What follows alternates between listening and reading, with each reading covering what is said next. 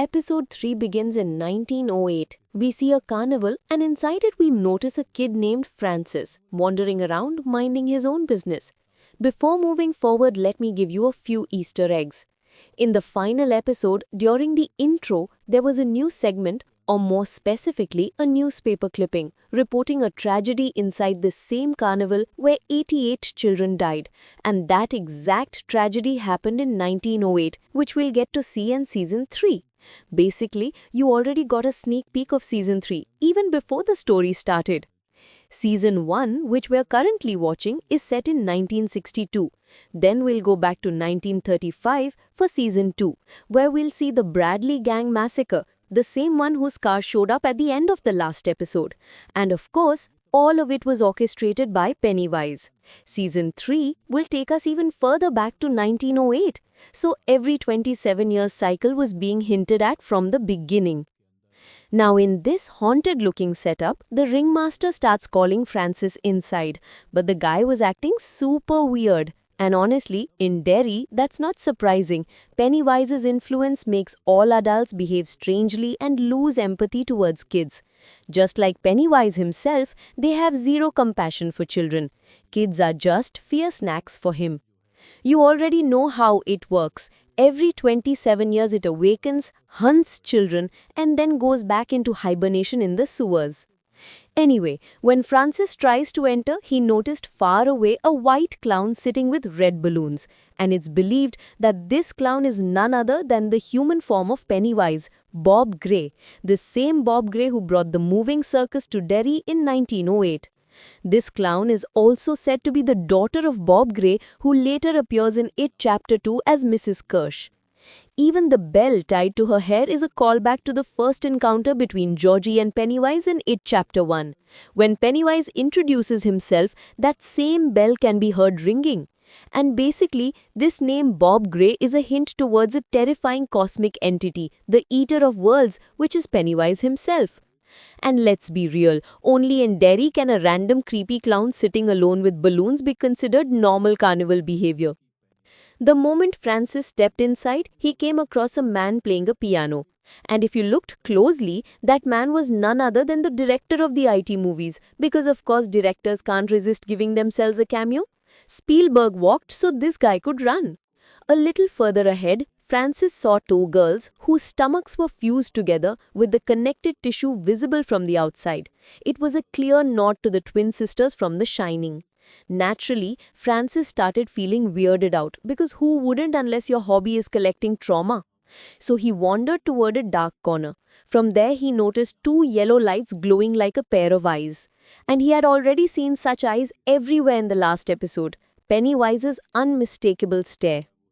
Suddenly, from that same corner, a skeleton man stepped out. It was a frighteningly thin old guy who tried to scare children just like Pennywise, maybe even one of Pennywise's own forms. In fact, the same poster of this character was hanging outside the circus, and this old man was identical to the yellow jacket old man from Season 3. Anyway, Francis freaked out and ran outside. And outside, a few more Easter eggs were waiting. For example, there was a shelf filled with clown dolls. Every clown had yellow hair except one, which had bright red hair, representing Pennywise. Someone struck that red-haired doll as if they were jokingly trying to beat Pennywise.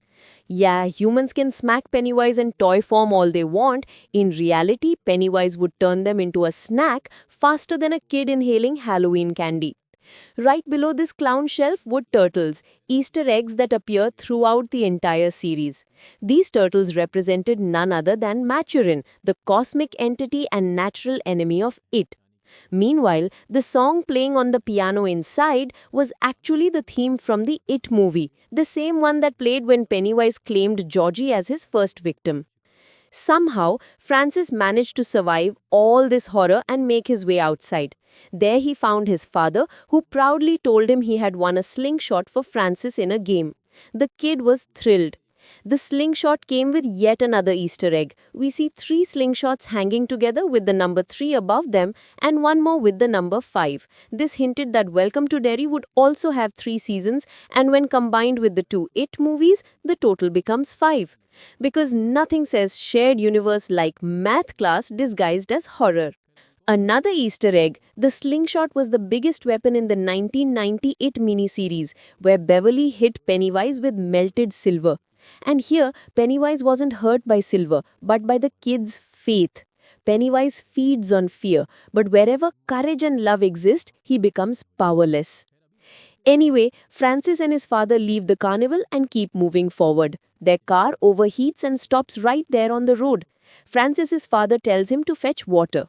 And here's a funny goof, the car model shown in this scene, set in 1908, wasn't even released at that time. So maybe it was the creator's mistake.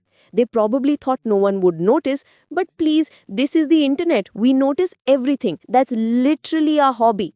Now Francis goes to get water. He only has 3 coins, just 3 cents given to him by his father. So he hands his slingshot to a water-selling girl named Rose, and the two of them become friends. In the next scene, all the kids, including Rose and Francis, are playing near the woods. Suddenly, while running, Francis ends up deep inside the forest, and there the same skeleton man begins to hunt him. This creature is the It entity. Its body grows larger, its eyes disappear, and huge teeth emerge. You might remember that in It Chapter 2, the Mrs. Kirsch creature scared Beverly in a similar form. And if you look closely at the teeth here, they are the exact same teeth Pennywise has, teeth we've already seen several times in the series. At first, the creature tried to run like a human, but after getting frustrated, it drops onto all fours and charges. And here comes an interesting detail.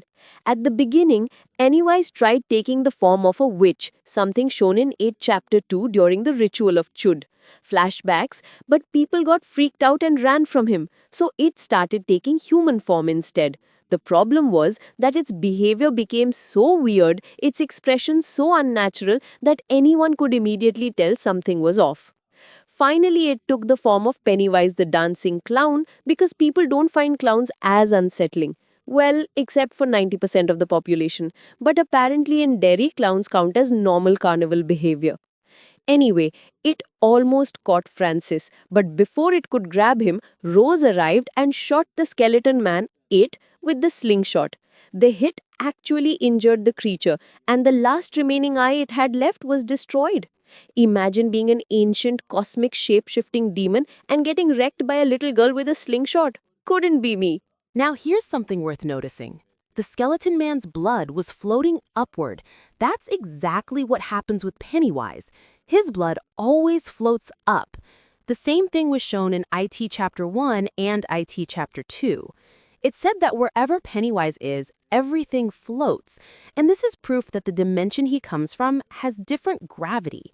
The environment around him works in its own strange way, and that's where the story shifts. So now we jump back to the main timeline of Season 1, 1962, where Lily's mom is talking to her doctor at Juniper Hill Asylum. But the doctor says that if Lily keeps causing trouble, they'll have to take strict action. And here, strict action basically means a lobotomy.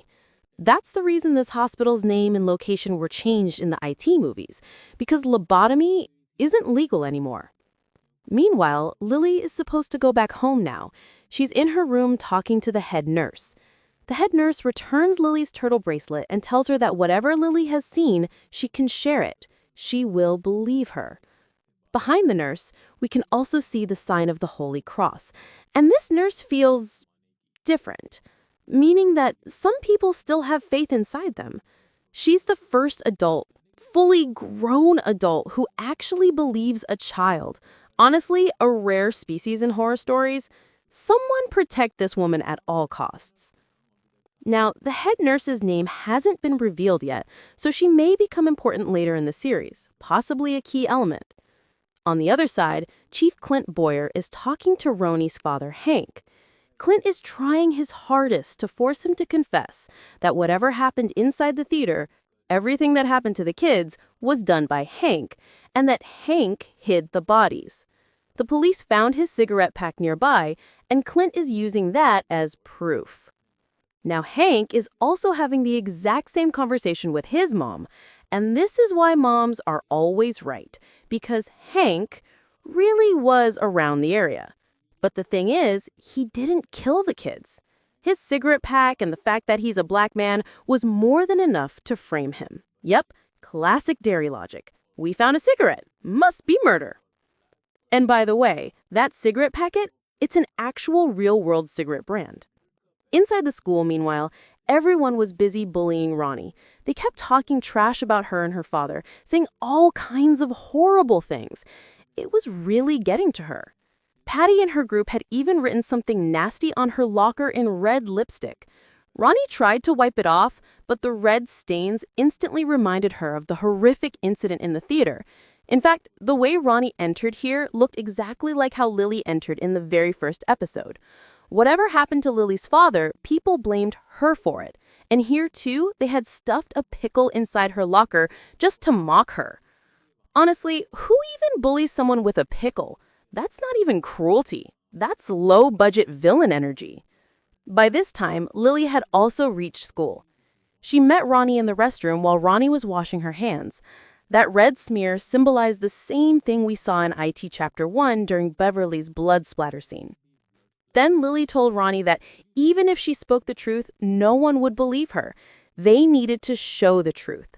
They needed proof. They had to prove everything, even the horror itself. Lily said she had a camera and she would take a picture of whatever that thing was so that Clint had no choice but to accept that Ronnie's father was not guilty. Meanwhile, at another location, an officer showed up in Colonel Fuller's office. He explained that the vehicle they found was actually from 1935, the year of the Bradley Gang shootout.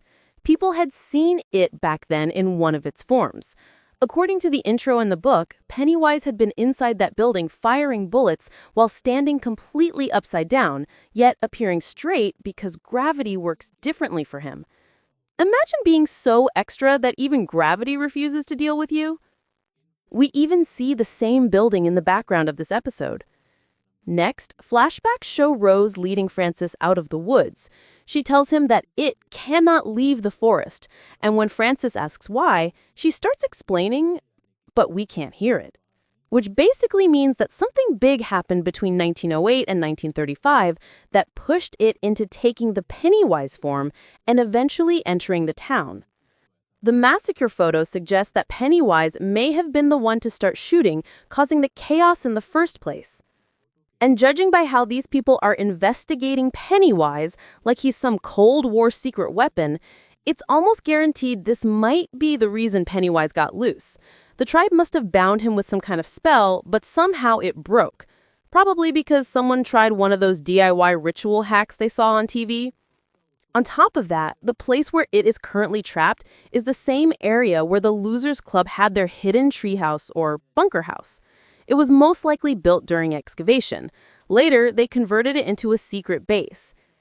Everything connects so perfectly that it feels like the entire story has been woven together with insane precision. Meanwhile, in the present day, adult Rose is attending a conference where Native and tribal groups are discussing important issues.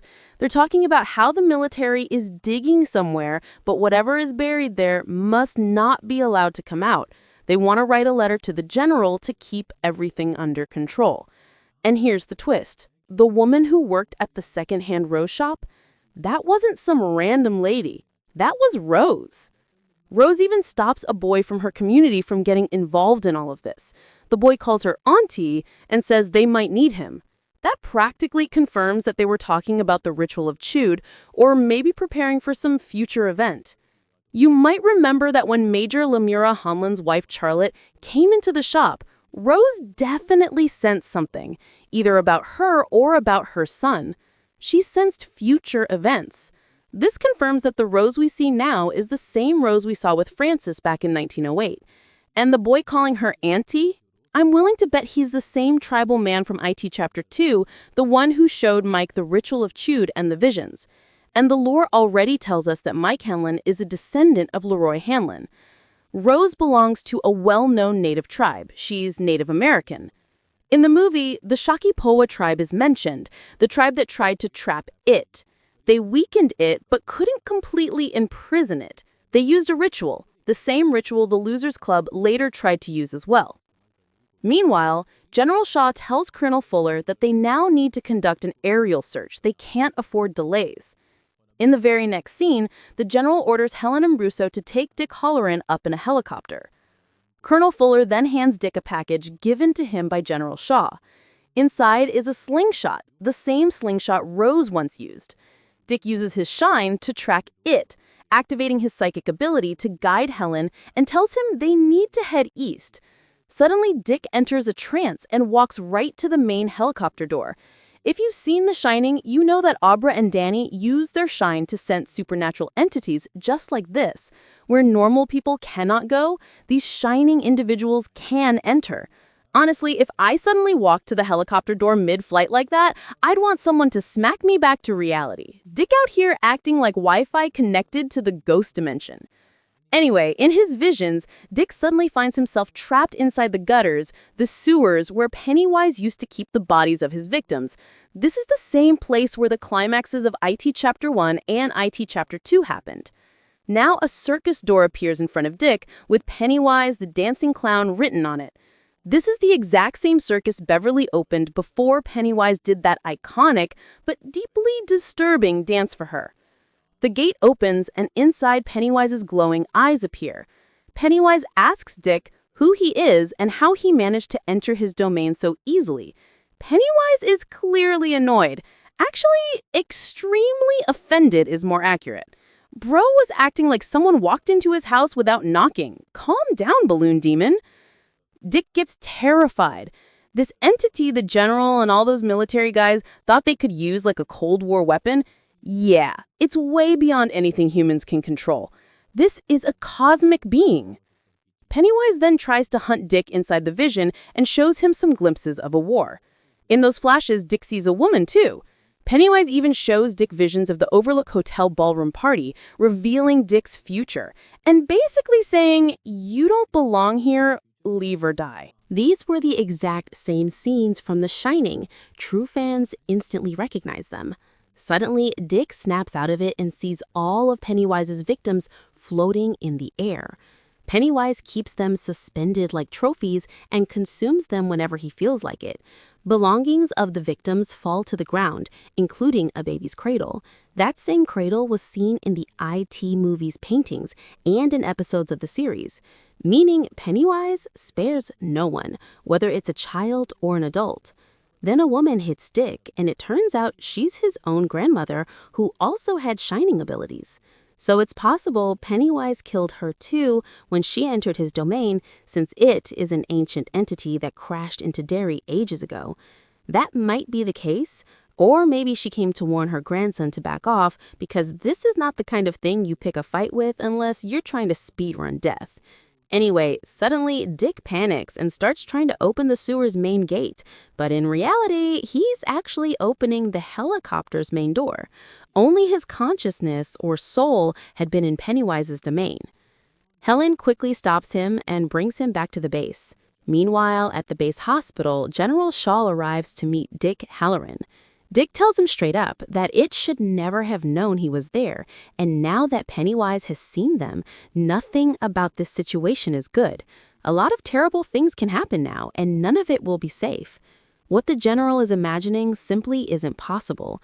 It, Pennywise, works only for itself, not for anyone else. But then Dick asks the general for a special privilege. He and his teammates just want a decent place to sit alone for a while, because where they are now, rainwater is leaking in from above. And whenever Pennywise becomes active, the weather in Derry goes completely off the rails, especially the rain. It happened during Georgie's time too. Pick any timeline, the chaos is always there. Now, General Shaw, clearly stressed, goes to the same shop Major Leroy Hanlon's wife Charlotte visited for shopping, the second-hand Rose shop. Here, he meets Rose, and we finally understand this General Shaw is none other than little Francis, the boy we saw back in 1908, now returning to Derry many decades later. Francis Shaw didn't remember Rose at first, and only after receiving her letter did it start to come back. But Rose remembered him from childhood. She always knew him. She tells him that Derry works like this. When people leave, they forget everything that happened here, because really, Francis's father had been transferred away, and that was probably another supernatural trick by Pennywise. Or, to put it bluntly, this is some Cthulhu-type nonsense. Teleporting, telekinesis, memory wipes, basically a paranormal Wi-Fi hack. But once someone triggers your memory, everything slowly comes back, just like when Mike called the Losers Club in IT Chapter 2. Mike never forgot because he stayed in Derry his whole life. Now, Shawl and Rose start talking. Shawl wants Rose to talk to her counsel so they can work together. We then get a flashback. Young Shawl was about to leave with his father to another town. He met Rose for the last time. That's when she gave him the slingshot. Technically Shaw's own slingshot, and that's the same one Dick used to trace Pennywise because it had once been used to strike it. Shaw now claims they're laying pipelines, but Rose starts warning him that she doesn't want the unmarked burial grounds to be disturbed. So she says she'll show him where those burial grounds are so he can avoid them. We already know this pipeline business is connected to what eventually becomes the storyline in the 2017 and 2019 It movies. But the general's real goal? He wants to use Pennywise as a Cold War weapon. And if laying pipelines is part of that dirty plan, then he doesn't care. But honestly, I think Shaw's whole childhood memory act is a lie. He had the slingshot. He remembered Pennywise attacking him as a kid, but he didn't remember Rose? That makes no sense. Memory returns gradually, not selectively like a broken playlist. Bro really said, I forgot a whole person, but remembered a demon clown trying to eat me. Sure, buddy. He's absolutely going to betray Rose in the future. In fact, Francis and Rose used to swim in the same river when they were young, just like the Losers Club did in their timeline. Meanwhile, we see Will and Rich sitting inside a cafe, the same place where Lily's mom used to work as a waitress. And of course, Rich's eyes were always glued to the lady's tatas, which is clearly a reference to Lily's mother. In the novel, this whole scene is pretty funny. Honestly, Rich staring like a budget perv with zero stealth is wild. Bro acts like sunglasses make him invisible. Anyway, just then, Ronnie and Lily come in to meet William and Rich. The reason? Sure, they could take photos alone, but they couldn't give them to any lab to get them developed. But Ronnie knew William was a science freak, so he says, yeah, he can develop them. But what's the reason behind all of this? So she starts telling them everything. Now they form a group based on Ronnie and Lily's plan so they can find some clues about it and save Ronnie's father. Otherwise, his death was guaranteed. Lily then takes them to the same secret place where one time her old friend, who is no longer alive, had taken her. Meanwhile, we see Dick showing up at Hanlon's house. He talks very nicely with Charlotte, eats food, and then Dick asks Hanlon about his son. This was information he hadn't told his teammates. Now they talk a bit, and Dick starts telling him about his grandmother and says he has an ability, like seeing things without actually seeing them. Hanlon, however, realizes that the night he was attacked, Dick was there too, because just like Dick tried entering his mind to find out he had a son, the same feeling hit him that night.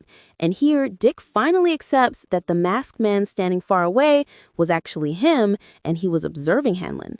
Normally, when people see death approaching, they panic, but Hanlon is built different. His brain runs on strategies nonstop, and he never wants to face someone like Dick again. Basically, Dick couldn't break through Hanlon's defenses. Hanlon is extremely strong, and Dick won't use his power against him again. The two also talk about what happened on the helicopter. Dick says that's his ability, and his father was dangerous. In fact, after dying, his father's spirit started haunting him even more. That's when his grandma gave him the concept of boxes, that he could trap things inside those boxes, and that's exactly what he did to anyone who scared him. But what the general's looking for, that thing, it can't be contained inside any box. On the other side, we see Lily, Ronnie, Rich, and Will planning to summon it. Rich talks about his uncle who used to be a Santera priest and could summon a spirit named Orizacha. Many people went to him because they had unresolved debts, so he would summon this evil spirit Orizacha who took the form of their dead loved ones and hurt them. And it could be summoned by performing a ritual inside a cemetery, an indirect reference to Pet Cemetery. Rich casually talking about demons summoning relatives like it's normal barbecue energy is insane. So now they all start performing the ritual, but nothing shows up. So what does Rich do? He literally stands up inside the ritual circle himself, even though he was the one who said they should not do that. Classic Rich, giving warnings he immediately ignores like a discount YouTube expert. He says he only heard about the ritual from his cousin, so he didn't really hear the full instructions. But yeah, he claims you can take a quick pee and come right back with no problems. That was a total lie. But by that point, IT had already arrived, taking the form of Rich's uncle and the people who died earlier in the series, attacking them. Even the statue of Jesus Christ was giving this wicked smile, and that moment was honestly hilarious. I mean, the whole last sequence felt goofy, like straight-up cartoon energy. Anyway, the kids try to save themselves by taking photos one by one. Lily and Ronnie managed to succeed. Then William crawls into a kite spot with the camera in his hand, and he sees a clown hand. Someone also ran behind him, and Will quickly snaps a photo. The other three kids think Will is done for, but Will somehow makes it out.